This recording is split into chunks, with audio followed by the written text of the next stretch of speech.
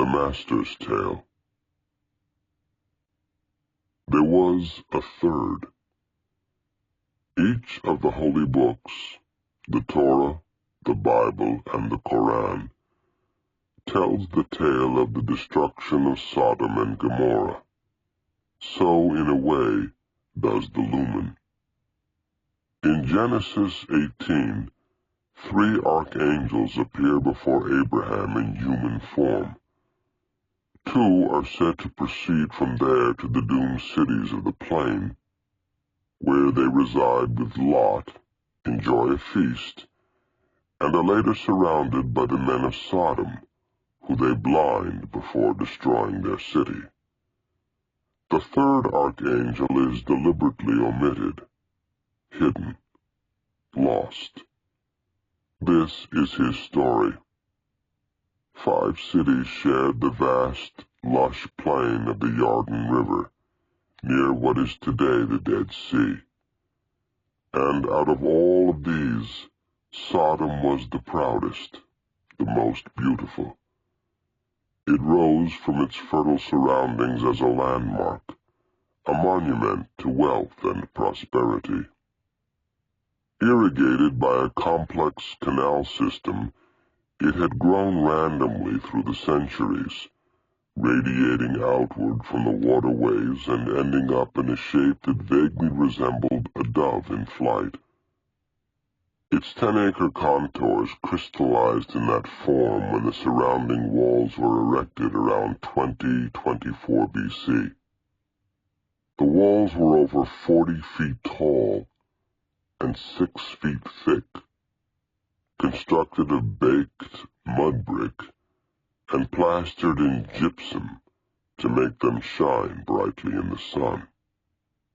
Within them, mud brick buildings were built so close together as to be almost on top of one another, the tallest of which was a temple erected to honor the Canaanite god Moloch. The population of Sodom fluctuated around 2,000. Fruits, spices, and grains were abundant, driving the city's prosperity. The glass and gilded bronze tiles of a dozen palaces were visible at once, glinting in the dying sunlight.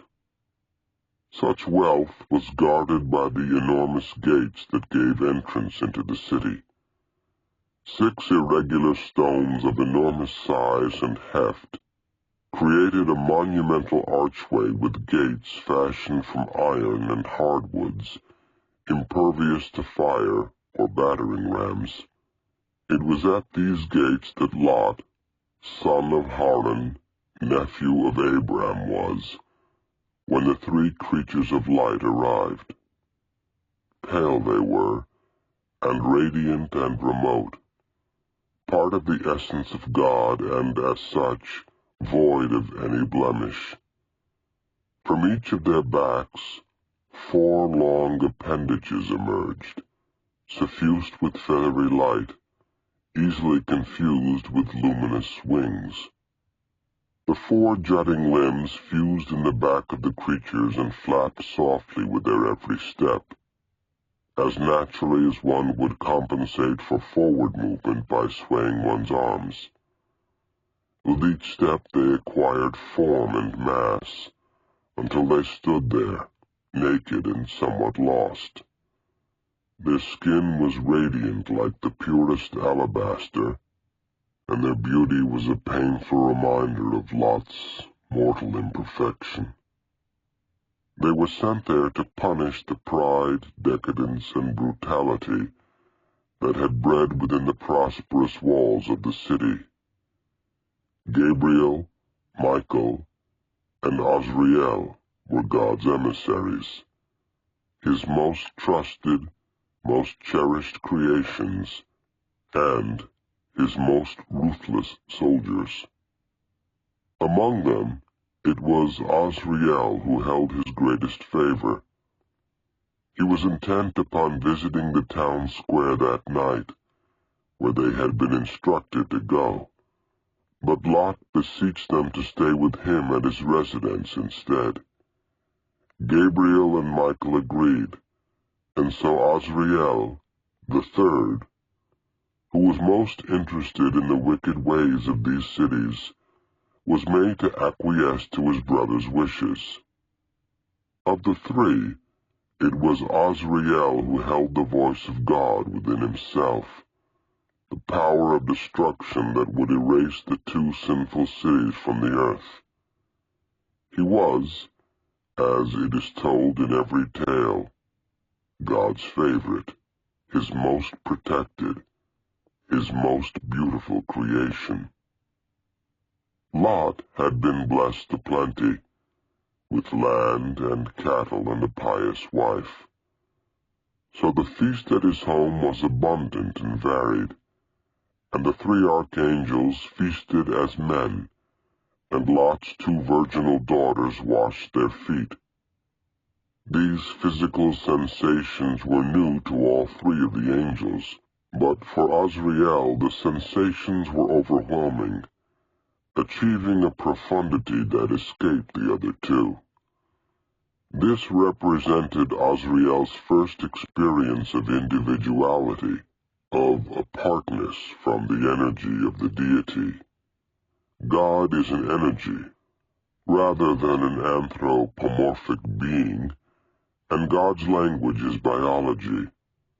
Red blood cells, the principle of magnetic attraction, neurological synapse. Each is a miracle, and in each is the presence and flow of God. When Lot's wife cut herself while preparing the herbs and oils for the bath, Azrael beheld her blood with great curiosity. The smell of it excited him, tempted him, and its color was precious, lush, like liquid rubies glinting in the candlelight.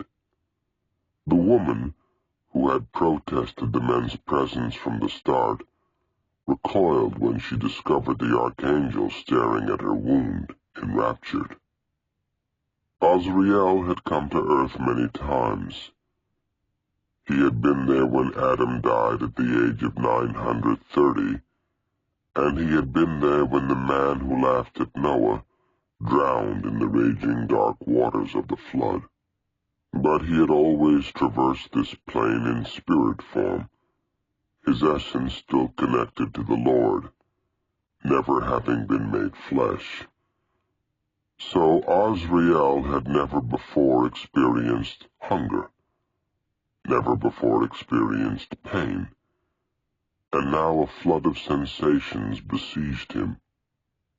Having now felt the crust of the earth beneath his feet, felt the cold night air caress his arms, tasted food grown of the land and carved from its lower mammals, what he thought he would be able to appreciate at a remove, with the detachment of a tourist, he instead found drawing him closer to humankind, closer to the land itself, closer to this breed of animal.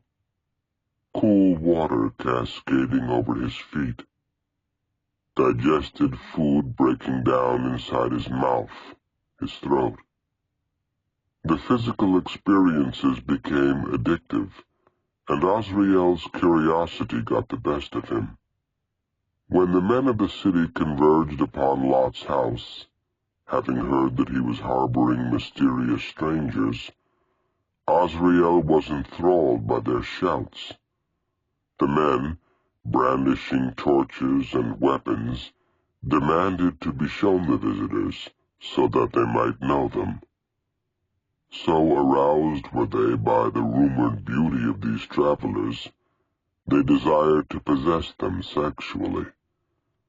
The brute carnality of the mob fascinated Azrael, reminded him of his own hunger, and when Lot went to bargain with them, offering his virginal daughters instead, only to be refused, Azrael used his power to slip outside of the house unseen.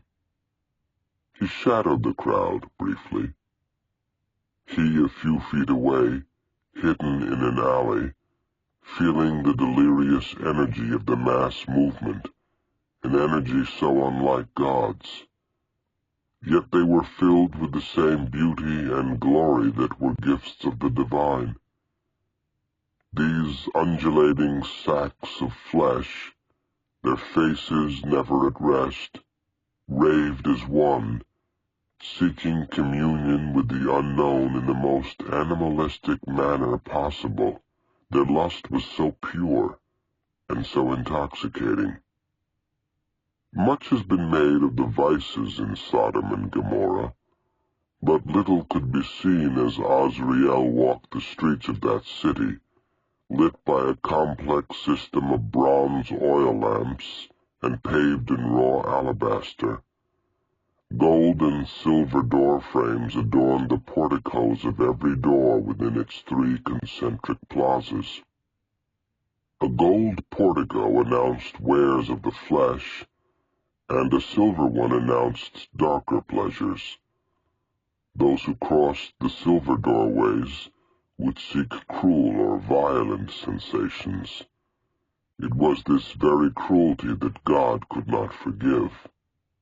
Not the abundance and not the abandon, but the rank sadism the citizens of Sodom and Gomorrah would show to travelers and slaves.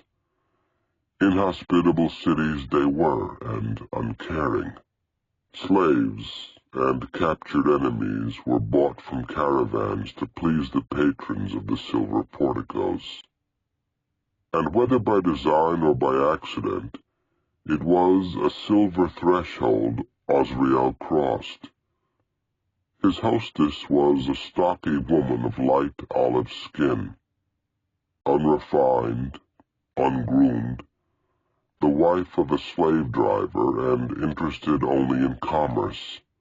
But that night, when the hostess looked up from her post at the vestibule of the pleasure house, she saw the most beautiful, benevolent human-appearing creature standing before her by the golden light of the burning oil. The archangels were perfect, sexless vessels, no hair on their bodies or faces, and immaculate, opalescent skin and pearlescent eyes. Their gums were as pale as the ivory of their teeth, and the grace of their elongated limbs came from perfect proportions. They had no trace genitalia, a biological detail that would be echoed obliquely in the horror that would spawn. Such was the beauty, the benign magnificence of Azrael, that the woman felt like weeping and asking for forgiveness. But years at the trade gave her the fortitude to peddle her services. As Azrael witnessed the refined violence within the walls of the establishment, the archangel sensed his primal grace wane, abandoning him as desire arose. And even though he did not know exactly what he was looking for, he found it. On impulse, Azrael gripped the hostess's neck, walking her back against a low stone wall, watching the woman's expression change into fear. Azrael felt the strong yet delicate tendons around the woman's throat, then kissed them, licked them, tasting her salty, rancid sweat. And then, on an impulse, he bit, deep and hard, and tore open her flesh, plucking her arteries like harp strings with his teeth, ping, ping, and savagely drinking of the blood essence that poured forth. Azrael slayed this woman, not as an offering to his almighty Lord, but simply in order to know him. To know, to possess, to dominate and conquer. And the taste of the blood, and the death of the burly woman, and the fluidity of the exchange of power was sheer ecstasy. consume the blood, made of the essence and glory of the divine, and in doing so, disrupting the flow that was the presence of God, put Azrael into a frenzy. He wanted more. Why had God denied him his favorite, this, the ambrosia hidden in these imperfect creatures? It was said that wine fermented from the worst berries tasted sweetest. But now, Azrael wondered, what about wine from the richest berries of all? Left with the limp body at his feet, the spilled blood shining silvery in the high light of the moon, Azrael was left with one thought only. Do angels have blood? Sodom and Amorah. The angel of death sang with the voice of God as the cities were destroyed in a rain of sulfur and fire. God's face was revealed and his light burned it all in a flash. The exquisite violence of the immolation was, however, nothing to Azrael, not any longer. He yearned for more personal destruction. He longed to violate the order, and in doing so, achieve mastery over it. As Lot's family fled, his wife turned back and gazed into God's face, ever-changing, impossibly radiant, brighter than the sun. It burned everything around her and turned her into a pillar of white, crystalline ashes. The explosion transformed the sand within a 5-mile radius of the valley into pure glass, and over it the archangels walked on, their mission accomplished, ordered to return to the ether. Their time as men on earth was at an end. Azrael felt the warm, smooth glass beneath his soles, and felt the sun upon his face, and felt an evil impulse rising within him. With the flimsiest of excuses, he lured Michael away from Gabriel, leading him up a rocky bluff, where he cajoled Michael into spreading his silver wings and feeling the heat of the sun upon them. Thus aroused, Azrael could not control his impulses any longer, and fell upon his brother with extraordinary strength, tearing open the archangel's throat and drinking his luminous, silvery blood. The sensation was beyond belief. Transcendent perversion. Gabriel came upon him in the throes of violent ecstasy. Azrael's brilliant wings opened to their full expanse, and was appalled. The order was to return immediately, but Azrael, still in the grip of mad lust, refused, and tried to turn Gabriel away from God. Let us be him, here on earth. Let us become gods, and walk among these men, and let them worship us. Have you not tasted the power? Does it not command you? But Gabriel held fast, summoning Raphael, who arrived in human form on an arrow of light. The beam paralyzed Azrael, fixing him to the earth he so loved. He was held between two rivers, the very rivers that fed the canals in Sodom. God's vengeance was swift. The archangels were ordered to rend their brother to pieces and scatter his limbs around the material world. Azrael was torn asunder into 7 pieces, his legs, arms, and wings cast to distant corners of the earth, buried deep, until only his head and throat remained. As Azrael's mind and mouth were most offensive to God, this seventh piece was flung far into the ocean, submerged many leagues deep, buried in the darkest silt and blackest sand at the bottom. No one could ever touch the remains. No one could remove them. There they would stay until the day of judgment at the end of days, when all life on earth would be called forth before the Creator. But through the ages, tendrils of blood seeped out of the interred pieces and gave birth to new entities, the ancients. Silver, the closest substance to the blood they drank, would forever have an ill effect on them. The sun, the closest thing to God's face on earth, would always purge them and burn them away, as in their very origin, they would remain trapped between moving bodies of water, and could never cross them unassisted.